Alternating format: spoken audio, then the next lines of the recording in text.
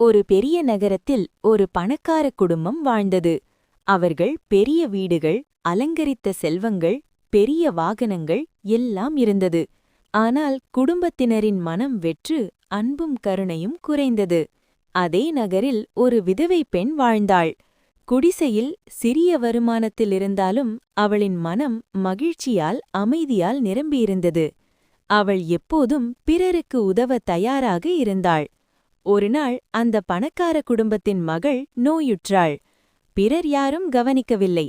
விதவை பெண் உணவு கொண்டு வந்தாள், பராமரித்தாள், அன்புடன் குழந்தையை கையில் எடுத்துக் கொண்டாள். குடும்பத்தினர் அதில் கற்றுக்கொண்டது, செல்வம் மட்டுமே போதாது.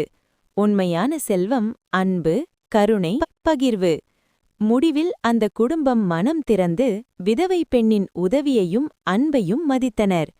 தத்துவம்: செல்வம் வாழ்க்கையை உயர்த்தாது. மன அமைதி, உதவி, அன்பு வாழ்க்கையின் உண்மையான செல்வம்.